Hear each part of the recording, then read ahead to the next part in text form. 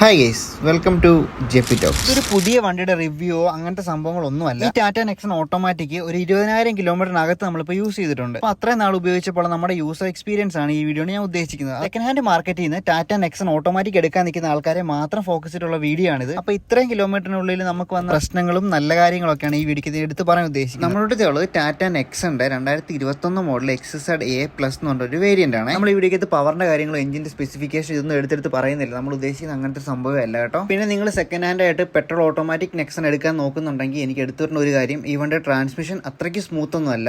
ഈ വണ്ടിക്ക് വന്നിരിക്കുന്ന ഒരു AMT ട്രാൻസ്മിഷൻ, അതായത് ഓട്ടോമേറ്റഡ് മാനുവൽ ട്രാൻസ്മിഷൻ. അതായത് നമ്മുടെ സാധാരണ മാനുവൽ ട്രാൻസ്മിഷൻ ഇല്ലേ, മാനുവൽ ഗിയർ ബോക്സ് ഇല്ലേ, ഈ സെയിം തന്നെ അത് ഓട്ടോമാറ്റിക്കായിട്ട് മാറും. അത്ര വ്യത്യാസമുള്ളൂ. അത് കാരണം നമ്മൾ ഓരോ ഗിയർ മാറിക്കൊണ്ടിരിക്കുമ്പോഴും വണ്ടി നല്ലതായിട്ട് നമുക്ക് ആ ഒരു ഫീൽ തരുന്നുണ്ട്. അത് ഫീൽ തരും. അതൊരു നെഗറ്റീവ് ഓട്ടോമാറ്റിക് വണ്ടിക്കകത്ത്. ഫസ്റ്റ്, സെക്കൻഡ്, തേർഡ്, ഫോർത്ത് ഇങ്ങനെ ഓരോ ഗിയർ മാറുമ്പോഴത്തേനും നമുക്കെല്ലാം ചാടി ഗിയർ മാറിക്കൊണ്ടിരിക്കുന്നത്. അത് നമുക്ക് ഭയങ്കര ഡിസ്റ്റർബൻസ് ആയിട്ട് ആദ്യമൊക്കെ ഫീൽ ചെയ്യും. പിന്നെ ഉപയോഗിച്ച് നമ്മൾ അതിനോട് യൂസ്ഡ് ആവും. പിന്നെ എടുത്ത് പറയേണ്ടത് ഇതൊരു 1.2 ലിറ്റർ എഞ്ചിനാണ്. അത്യാവശ്യം നല്ല പവർഫുൾ ആയിട്ടുള്ള എഞ്ചിനാണ്. ഈ ഒരു സെഗ്മെന്റിൽ ഈ ഒരു റേറ്റിൽ കിട്ടാന്ന് വെച്ച് അത്യാവശ്യം നല്ലൊരു എഞ്ചിനാണ് ഈ വണ്ടിക്ക് കിട്ടിയേക്കുന്നത്. എഞ്ചിൻ സൈഡൊക്കെ പക്ക നീറ്റാ. അത് നമുക്ക് ഒരു പ്രശ്നം ഇന്നേ കാലം വരെ വന്നിട്ടില്ല. ഇത്ര ഓടിയിട്ട് ഇതുവരെ ഒരു പ്രശ്നം പോലും. പിന്നെ അടുത്തത് ഏറ്റവും വലിയ ഡ്രോബാക്ക് ഈ ടാറ്റയുടെ സർവീസ് ആണ്. നമുക്ക് ഈ പീരിയോഡിക് സർവീസ് ആയതുകൊണ്ട് വലിയ പ്രശ്നങ്ങളൊന്നുമില്ല. പക്ഷെ ഞാൻ ഷോറൂമിൽ ചെല്ലുമ്പോഴത്തേനും പല വണ്ടിയും കണ്ടിട്ടുണ്ട്. ദിവസം കൊണ്ട് തിരിച്ചു കിട്ടുന്ന വണ്ടിയായിരിക്കും, പക്ഷെ അവർ കൊടുക്കുന്നത് ഒരാഴ്ച 2 ആഴ്ച കഴിഞ്ഞിട്ട്. അങ്ങനത്തെ പ്രശ്നങ്ങൾ ഒരുപാടുണ്ട്. പക്ഷെ നമുക്ക് പീരിയോഡിക് സർവീസ് ആയതുകൊണ്ട് അങ്ങനത്തെ പ്രശ്നങ്ങൾ ഇതുവരെ നിലവിൽ വന്നിട്ടില്ല. ഒരു പ്രാവശ്യം റിമോട്ടിന്റെ ബാറ്ററി ചേഞ്ച് ചെയ്യാൻ മാത്രമേ വന്നിട്ടുള്ളൂ. അല്ലാണ്ട് വേറെ പ്രശ്നങ്ങളൊന്നും വണ്ടിക്ക് ഇതുവരെ വന്നിട്ടില്ല. പിന്നെ എനിക്ക് ഭയങ്കര ഇഷ്ടമുള്ള സംഭവമുണ്ട്, ഇതിന്റെ ഗ്ലോ ബോക്സ് നല്ലതായിട്ട് തണുക്കും. ഗ്ലോ ബോക്സിനകത്ത് എന്തെങ്കിലും വെച്ച് കഴിഞ്ഞാൽ നമുക്ക് നല്ല തണുത്ത് ചിൽഡ് ആയിട്ട് കിട്ടും കുറച്ച് സമയം കഴിയുമ്പോൾ തന്നെ.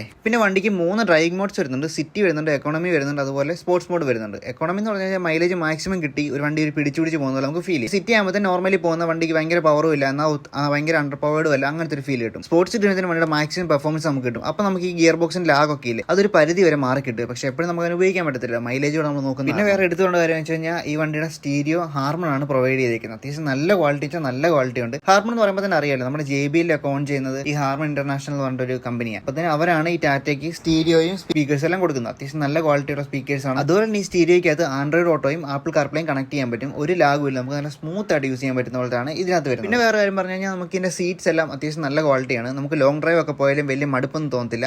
ഇരുന്ന് ഓടിക്കാൻ പറ്റുന്ന പോലത്തെ ഒരു ഡ്രൈവിംഗ് സീറ്റാണ്. പിന്നെ പാസഞ്ചേഴ്സിനാണെങ്കിലും വലിയ മടുപ്പ് വരാത്ത രീതിയിലുള്ള സീറ്റ്സ് ആണ് ഇവർ പ്രൊവൈഡ് ചെയ്തേക്കുന്നത്. പിന്നെ എനിക്ക് സ്റ്റിയറിംഗ് റെസ്പോൺസ് അത്രയ്ക്ക് ഞാൻ സാറ്റിസ്ഫൈഡ് അല്ല. കാരണം ഒരു നമ്മൾ ഹ്യുണ്ടായോ ഹോണ്ടയോ ഒന്നും യൂസ് ചെയ്യുന്ന പോലെ നമുക്ക് ഇതിന്റെ സ്റ്റിയറിംഗ് നമുക്ക് അത്രയ്ക്ക് ഒരു സ്മൂത്ത്നെസ് ഫീൽ ചെയ്യത്തില്ല. എവിടേക്കൊക്കെയോ എന്തൊക്കെയോ പോലെ സംഭവം വരുന്നുണ്ട്. പിന്നെ അത് യൂസ്ഡ് ആയി കഴിയുമ്പോൾ തന്നെ നമുക്ക് ഒരു പ്രശ്നം അല്ലാത്ത പോലെ തോന്നുകയും ചെയ്യും. പിന്നെ ഡിക്കിയിലാണെങ്കിൽ അത്യാവശ്യം നല്ല ഇടയുണ്ട്. പിന്നെ ബൂട്ട് സ്പേസ് ആണെങ്കിൽ അത്യാവശ്യം നല്ലതായിട്ടുണ്ട്. നമുക്കൊന്നും ഒരു ഭയങ്കര ഞെരുങ്ങിയിരിക്കേണ്ട പോലത്തെ ഒരു സംഭവമൊന്നുമില്ല, കാരണം ഇത് കോമ്പാക്ട് SUV ആണല്ലോ. പിന്നെ ഈ വണ്ടിക്ക് റിയർ AC വെന്റ്സ് വരുന്നുണ്ട്. അത്യാവശ്യം പെട്ടെന്ന് തന്നെ വണ്ടി കൂളാവുന്ന പോലത്തെ റിയർ AC വെന്റ്സ് വണ്ടിക്ക് വരുന്നുണ്ട്. അപ്പോൾ ഇത്രയൊക്കെ ഉള്ളൂ വണ്ടിയെ പറ്റി പറയാൻ വേണ്ടിയിട്ട്. നമുക്ക് മെയിനായിട്ട് ഫീൽ ചെയ്തിരിക്കുന്ന പ്രശ്നം വെച്ച് കഴിഞ്ഞാൽ AMT ട്രാൻസ്മിഷൻ്റെ ആ ഒരു പ്രശ്നം, പിന്നെ സർവീസിന്റെ പ്രശ്നം അല്ലാണ്ട് നമുക്കിതുവരെ വേറെ പ്രശ്നങ്ങളൊന്നും ഫീൽ ചെയ്തിട്ടില്ല. പേഴ്സണലി എനിക്കിതൊന്നും ഫീൽ ചെയ്തിട്ടില്ല. പിന്നെ നിങ്ങൾ പ്രീ ഓൺഡ് ഒരു കാർ എടുക്കാൻ പോകുമ്പോഴത്തേനും ഒരു നല്ല മെക്കാനിക്കുമായിട്ട് തന്നെ പോയി എടുക്കാൻ നോക്കുക. പിന്നെ AMT ട്രാൻസ്മിഷനുള്ള വണ്ടി ഒരുപാട് കിലോമീറ്റർ ഓടിയ വണ്ടി എടുക്കാതിരിക്കുന്നതായിരിക്കും എപ്പോഴും നല്ലത്. പിന്നെ ഒരുപാട് ഓടിയ വണ്ടി എടുക്കണോ ഒത്തിരി ഓടാത്ത വണ്ടി എടുക്കണോ എന്നൊക്കെ ഉള്ളത് നിങ്ങളുടെ മാത്രം കാര്യമാണ്. അതിനകത്തൊന്നും പറയാൻ ഞാൻ ആളെയല്ല, ഞാൻ എൻ്റെ ഒരു തീരുമാനം പറഞ്ഞെന്ന് മാത്രമേ ഉള്ളൂ. പിന്നെ ഇതുപോലെ കാറ്, ബൈക്ക്, ഫുഡ് ഇതൊക്കെ റിലേറ്റഡ് ഉള്ള സംഭവങ്ങൾ അറിയാൻ വേണ്ടി നമ്മുടെ ചാനൽ ജസ്റ്റ് ഒന്ന് ഫോളോ ചെയ്ത് വെക്കുക. അപ്പോൾ see next video guys. Until then